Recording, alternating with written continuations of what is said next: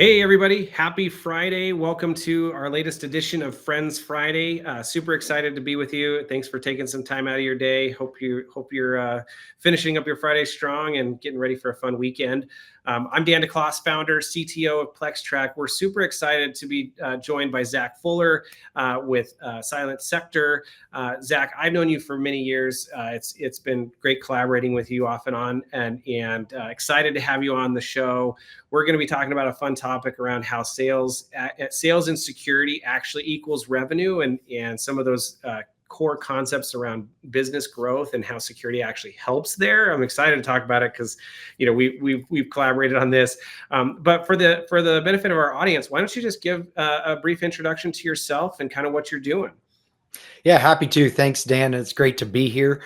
Again, my name is Zach Fuller. I'm a founding partner of a company called Silent Sector. We're a cybersecurity professional services firm and have clients across the country. We do a lot with software companies and then healthcare and financial services, defense contractors. They tend to be heavily compliance regulated and B2B organizations. So that's kind of the lens that I see things through. And we do cyber security program development and pen testing and risk assessments and such. But yeah, live here in Boise, Idaho, which is absolutely beautiful and I love it.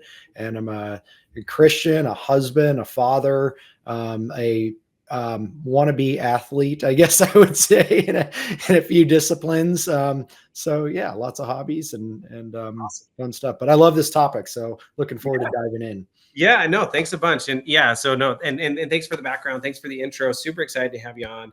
Yeah, no, as we were collaborating, we were talking about how people that have maybe not necessarily been as exposed to the business side, if they've been in the security side, may not always get exposed to the business side.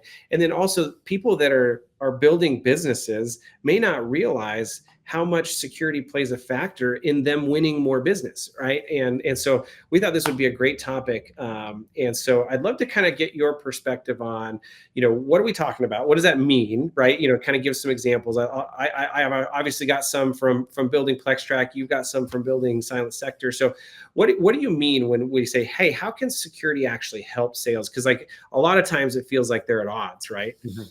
It does. I feel like since we started Silent Sector back in 2016, I feel like you always hear about the cybersecurity professionals just don't like salespeople, and salespeople are always upset at the cybersecurity team for hindering their efforts and bottlenecking the sales process. And yeah, it's kind of interesting. So when I got into the cybersecurity industry, I thought cybersecurity was about risk management and protecting organizations. And it turns out that's only partially true. I mean, that's the fundamental, right? We have to protect organizations from cyber criminals. And I thought, again, maybe just a misguided mindset, but I thought that, hey, well, everybody knows they need to protect their technologies and their organizations. And so they're going to be wanting to do cybersecurity in the most effective possible way to protect themselves, right? Seeing everything that's going on in the news and whatnot. Turns out that's not the case. It turns out that over the years, what we found is more and more organizations have actually come to us because cybersecurity is actually a business enabler for them. It's actually a revenue generation tool, as much or more, and I know some people will cringe, but or more than it is about risk management and protecting the organization. So that's kind of I've had this shift in perspective. While yes, the fundamentals are always about protecting the organization, there's so much more to it that I think most people miss. And so I'm just seeing companies win millions and millions of dollars in new revenue because they've built certain security capabilities and aligned with the requirements of their customers.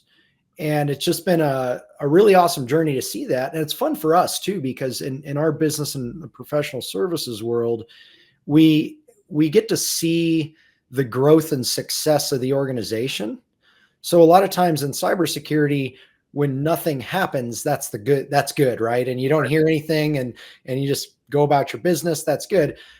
But it's also really awesome to be able to see companies grow and succeed and get acquired, and just create abundance for the people working with them. So Yeah. that's been an interesting journey. Well, yeah, and I think what we experienced as PlexTrack, and also, I think what you're also saying is like, and you've got a background in private equity too. We're venture backed, but like, companies want to do business with companies that if you're going to be managing any kind of data or sensitive information, companies want to be doing business and be able to trust that those third parties are managing that data correctly and operating in a secure fashion. And so they've put out either that, hey, you either have to be SOC 2 compliant, or you have to be compliant with, like, the government. We've got CMMC now, or what used to be NIST 181 or something like that. But so like there's always been some requirements around third parties having security requirements tied to them. And so I mean, I think that's what we noticed is like, hey, by becoming more compliant and becoming more secure, it actually helped us win deals, right? And I'm sure you've experienced the same, right? Yeah, absolutely. So the reality of the situation is that large enterprises have had to become more and more diligent about the vendors that they bring on board. We've seen countless numbers of breaches that resulted in a vendor getting breached, pivoting into a large enterprise and compromising that enterprise in a big way. And of course, the cyber criminals go after whoever can write the biggest checks in cryptocurrency terms, right? So Yeah. so they're going to go after the larger organizations, and small ones for that matter. But whenever they can pivot to that target, they'll do that. So that comes through vendors a lot of times. So they're requiring these things. SOC 2 audits become very much a standard to do business with large enterprise. If you are some sort of a technology solution, a platform or software, so those organizations, it's basically become standard that, hey, we're going to get SOC 2 audited. In that realm, the one that really holds weight is the SOC 2 Type 2 over a 12-month audit period. Some people will start with a shorter audit, or a Type 1, which is a point in time audit versus auditing on an ongoing basis. So that's that SOC 2 Type 2 has become the standard. When you get into it, though, it's really not. It's still a requirement, but it doesn't tell you all that much about the actual security level of an organization. It's really auditing. Are you doing what you said you would do, Right. and what you believe is acceptable to the organization? So there's that. There's ISO 27001, another good stamp of approval, especially for organizations doing business worldwide. It's very, very accepted outside the U.S., whereas SOC 2 is more U.S. focused. And then you have some of the standards. You mentioned CMMC. FedRAMP is kind of the gold standard. That's, if you have FedRAMP, you are on the ball. If you are a software technology provider, then you can play in the federal marketplace and get those government contracts. So yeah, those are all definitely good things to have. Yeah.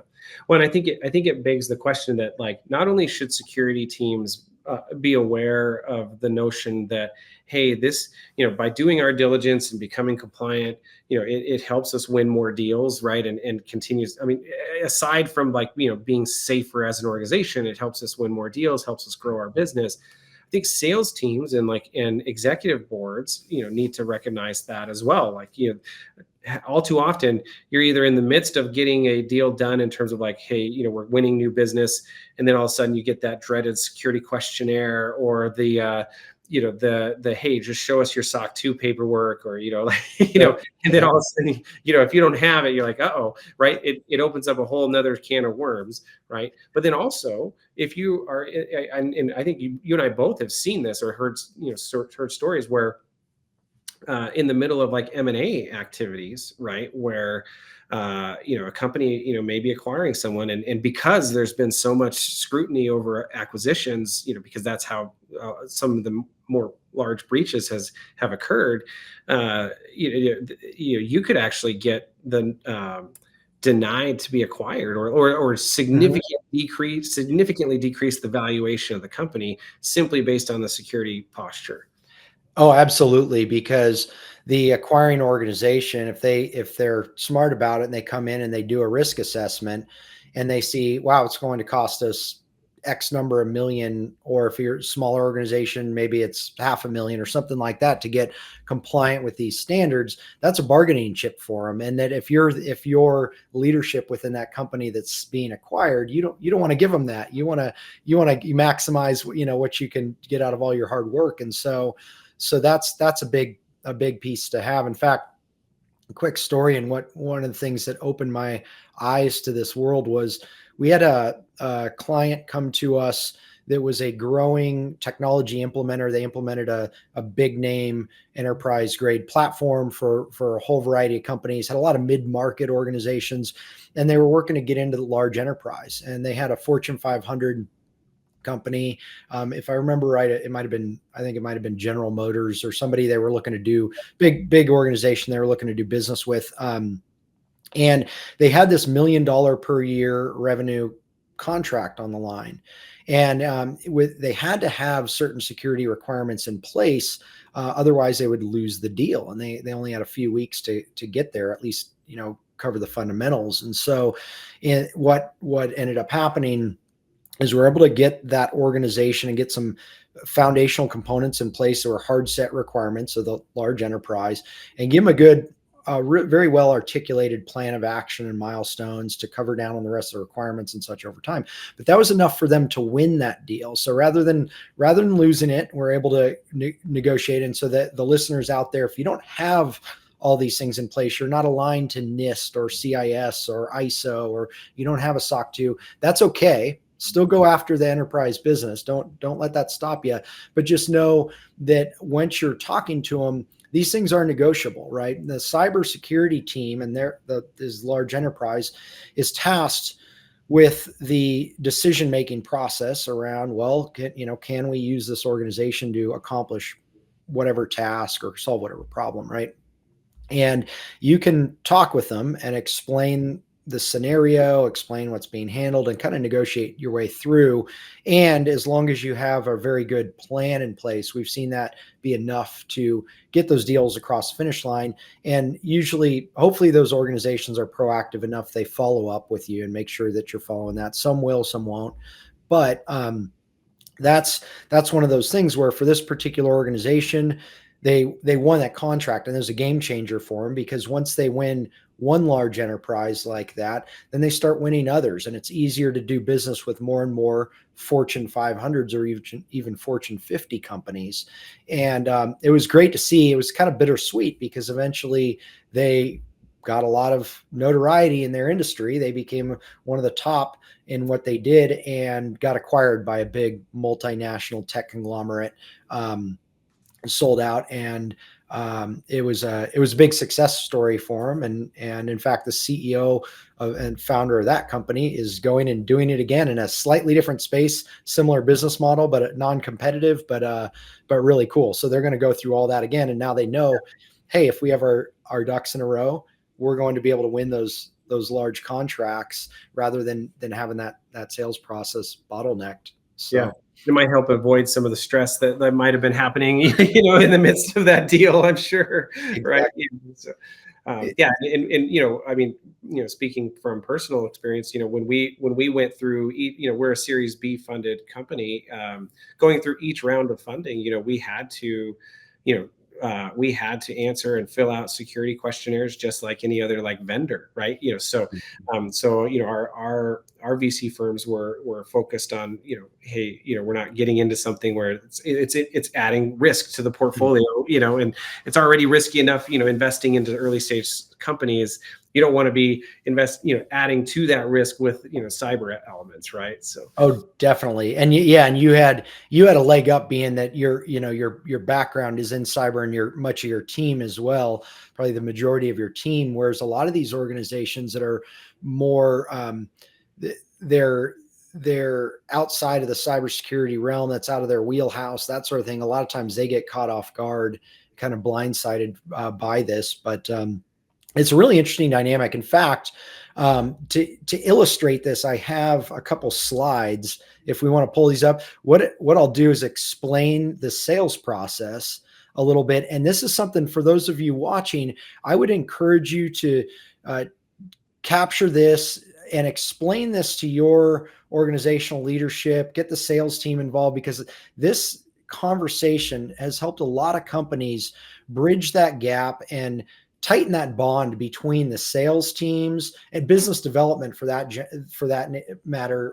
marketing as well, and then the cybersecurity department, or their third party cybersecurity efforts, whatever they have. So I'll take a moment to share a little bit about that. So when we think about the sales cycle, the number one thing that we are working on doing is building trust with our prospect, right? So the first thing an organization is going to come and look at when they're looking at let's use this in the example of a B2B SaaS company, right? So we're a software company, we're selling to businesses, other companies, and chances are they're much larger organizations than we are. And so here's what happens. First of all, we're working on building trust. So we're in that familiarity stage, right? They're saying, does this product or tool accomplish a need for us? Does it, which primarily those needs are increase revenue, decrease costs, or decrease risk, right? So does this product or tool do something that ultimately results in one of those three things for us? And they're looking at the product and all the hard work that you put into building it, beautiful user interface, beautiful marketing materials, all this stuff. They're saying, okay, great. This looks really good. It solves our problem. It's going to help us as an organization. Outstanding. So you get through that familiarity phase, and the very next thing they're going to hit you with is the vendor vetting process, their due diligence process.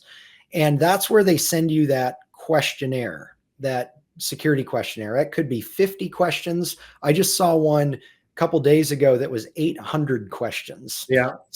So with big name company that we all buy stuff from time from time to time from. So with that, we have that the outcome there for a lot of organizations that aren't ready to receive that and aren't ready to answer to these things, all that trust that they've built, all the hard work on all their sales efforts and marketing materials just goes right out the window. They crash and burn.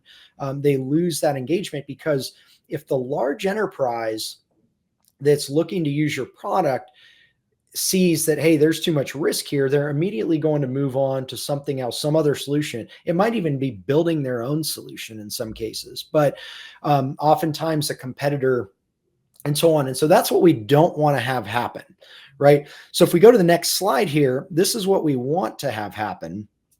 And this is what it should look like in an ideal situation, right? We go through, we're building that trust, the product, the tool accomplishes all these things that this company needs.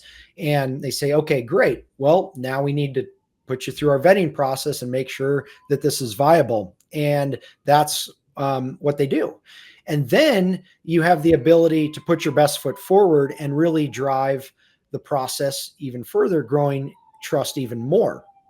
And then you get through that, you do the security questionnaires, you show them your different things. A lot of times we talked about some of the certifications. A lot of times they're asking for things like penetration tests and whatnot as well.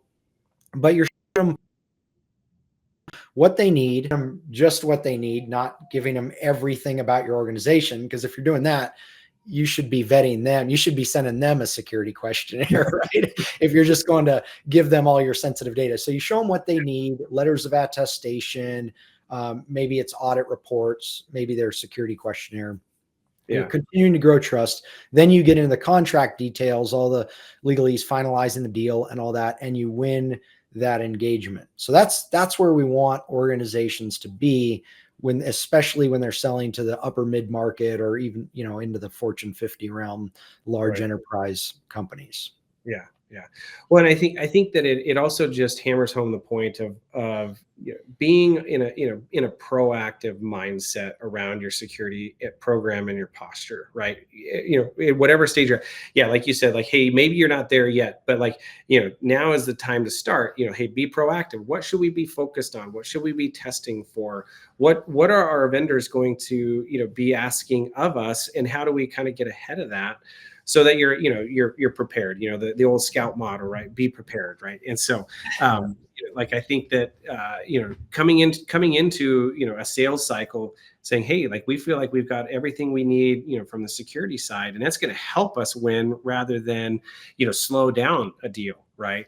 So, Absolutely. One of the things that kills deals in their tracks is that bottleneck. So even if you have everything together, things are really looking good from a security posture, you need to be able to articulate that and kind of package that up. So when you're able to do that and turn around security questionnaires in a couple of days rather than weeks, the sales team loves that, because all of a sudden now you're enabling them to get the deal done, and that really helps bring things together. So it's a lot of fun to see when that happens, and then the two are working together.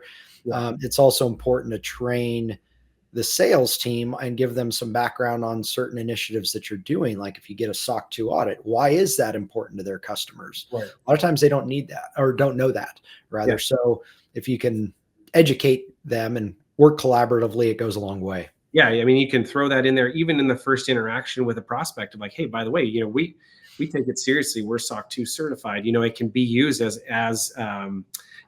additional benefits to why they should start building that trust with you in those early stages. I think one other thing that's also important that I was just thinking about is, not only is it important that, hey, you're staying proactive on at the forefront of building that relationship, but then maintaining it throughout the life cycle of the contract itself, right? And hopefully you've built trust, and then you need to maintain your security posture and keep improving it, so that you can maintain that relationship with your business and your customers for the long term, right? It's not a one and done kind of a mentality.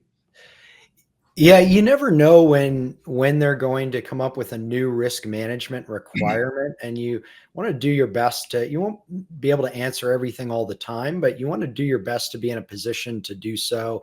We've seen companies that say they come out of the blue, and they might be doing business with their vendors for a long time, but all of a sudden they say, hey, we need this subset of vendors to have SOC 2 audits all of a sudden, Yeah, and so we see that stuff happen. And the the good part of that is that usually they're understanding enough for those vendors that don't have that at the moment, as long as they have that plan in place and say, hey, over the next 12 or 18 months, this is our plan. Here's where we're going, and we're going to satisfy that need. And that more often than not is what keeps the deal going. yeah, yeah.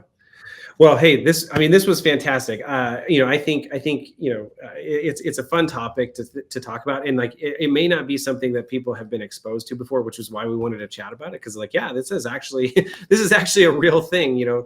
Security has actually won and lost deals for people in big ways, right? Mergers and acquisitions, just straight up business development, and then just helping grow your business as a whole. I mean, I think it plays an important factor. So I think the key takeaways for me are like, hey, make sure your sales team is aware of what security requirements that your customers are going to be asking of you. Develop a good relationship with your security team. Vice versa, security team, be on top of how you can help. It's one more way to justify the investment in security. Like, we're still in that mode sometimes. Like you said, like, you kind of assume, being in this space, you hear everything, all the bad stuff, you kind of assume that people just naturally will understand the need for investing in security and cyber, but it's not always the case. And so, like, being conscientious of all the areas of how security impacts the business and your function, I think are super important in building those relationships and staying proactive. I think it's all valuable. Absolutely. I know a lot of security and IT professionals have trouble getting the support they need and getting the budget they need. And they're talking about techie stuff and risk. Whereas if they start talking about revenue generation, leadership kind of perks up and says, well, okay, tell me more about that. Yeah. And then it becomes a different conversation. So it can be tremendously helpful for those listening to take these principles, and we could go on and on, but we've talked about the fundamentals. And if we take that message to leadership and to sales and say, hey, here's why this is important to our customers, and here's how we can use it to get more. Yeah.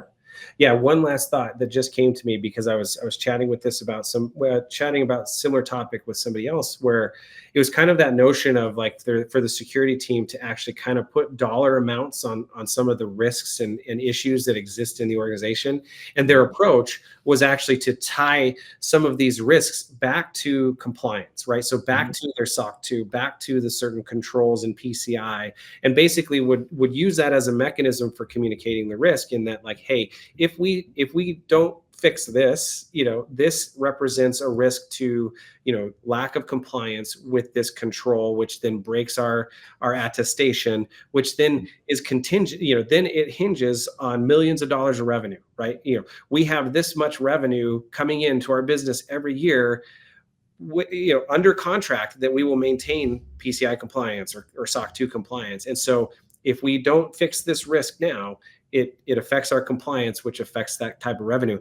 And that was a whole new, way to perceive risk at the business level, that actually, communicated well for them. So I thought that was fascinating. I just wanted to throw that tidbit out there. Yeah, that's tremendously helpful. We do some of those financial analysis assessments where we can, mirror we work with a vendor on this who basically has a insurance grade platform that shows by control, by framework, what each risk costs the organization if it's allowed to persist, to include, and then it all rolls up to show what's self-insured versus what the insurance will cover based on all the history of breaches and all of that. So I think that's another excellent way to when you can turn things into dollars and cents, it makes a lot of difference for those people that don't have the backgrounds of probably most of the listeners of this show, that they don't have that technical lens